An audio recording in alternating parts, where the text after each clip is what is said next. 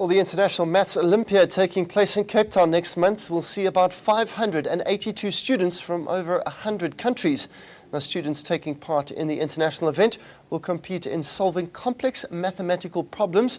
However, girls account for fewer than 10% of the participants in the Olympiad, and this has a recurring trend over the years. Now, joining us on the line is Professor John Webb, a member of the International Maths Olympiad Advisory Board and Professor of Maths at the University of Cape Town. A very good morning to you. I guess this is an international competition. Can you give us an idea of how South Africa have performed previously? Yes, good morning to listeners. Well, the history is that we started 22 years ago, and in the first couple of years we didn't do very well, basically because we didn't know how to train teams properly. But after a couple of years we got up to speed, and in our third year of participation we came 27th overall. And since then we won about 40 medals, averaging about 2 a year, and are roughly in the middle of the rankings of the countries. Professor, just explain to us how it actually all works. Well, first of all, the leaders of the countries, that's 106 leaders from those countries, come together and they sit down, and for a couple of days they devise a couple of incredibly tough mathematics problem papers. Each paper consists of just 3 problems, which are worded in language which somebody at school could understand: geometry, algebra, inequalities, that sort of thing. But the problems are extremely difficult and require a good deal of training and skill and understanding of deep mathematics to solve. Having set the papers, the students then tackle them over 2 days. They've got 4.5 hours to solve each of the 2 papers. That's 1.5 hours per problem, so you can imagine how difficult they are. Given that in matric maths, you need about 5 minutes to solve a typical problem. So that's 18 times more difficult if you'd like to do the arithmetic. Then after that, the leaders get back to work. They have to mark the papers, and the students go on excursions. They're going down to Cape Point. They're going to see the penguins. They're going to the waterfront, and they're going to have a jolly time. And there's a big farewell party at the end after the presentation of medals. Is it a team event, or do they sit individually and tackle these problems on their own? Well, it is a team event in the sense that every country brings in 6 team members, but they work individually.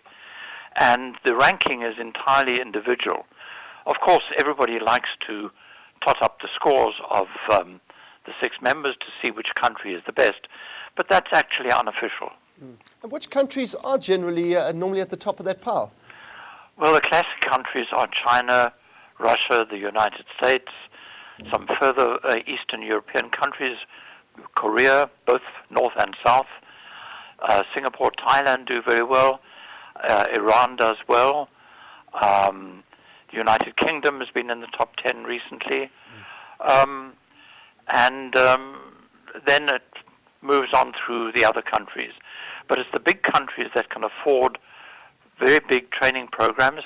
They have special schools into which they recruit all the top young kids in the country. And so for the last 6 months before the event, all they do is high-powered mathematics. And with that sort of training, you can do wonders. Now, Professor, in recent reports, obviously, maths and science have ranked extremely low in South Africa. I guess something like an Olympiad, might that encourage students to change their perception, as maths is known to be quite an intimidating subject? Well, certainly it is, and certainly with the responses we've been having on our websites, Facebook and Twitter, show that there's a lot of interest, and we get people even now saying, how can I take part in this event? Well, of course, they can't because the team was chosen 6 months ago. But you can see there's a lot of interest. And we hope that this will highlight mathematics, show it in a very positive light, and show the need for encouraging high-level mathematics excellence.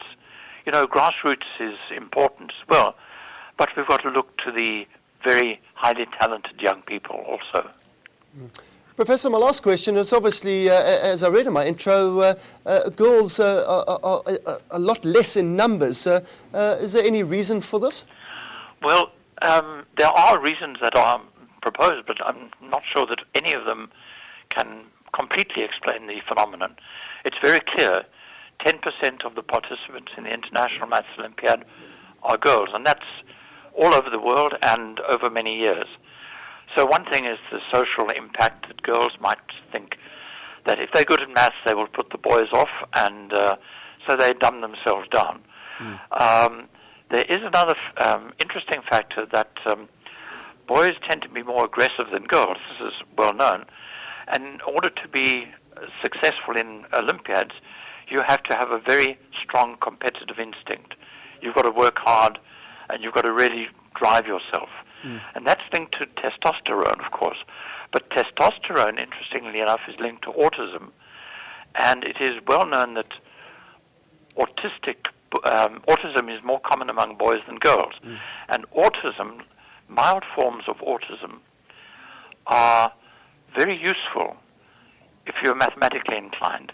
The ability to concentrate, cut off the outside world, and focus entirely on a particular problem, that's a feature of autism, which is very useful in doing mathematics. Well, Professor John Webb, best of luck to our South Africans in that Maths Olympiad. Happy hosting, and no doubt Cape Town will put on a great show for those Maths Olympiad participants that's taking place soon in Cape Town, the International Maths Olympiad.